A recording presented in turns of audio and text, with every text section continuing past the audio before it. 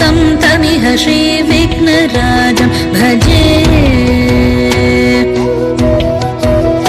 सन्ततमहं वन्दे सुन्दरमुखं मन्तकातकसुतं तमिह श्रीविघ्नराजं भजे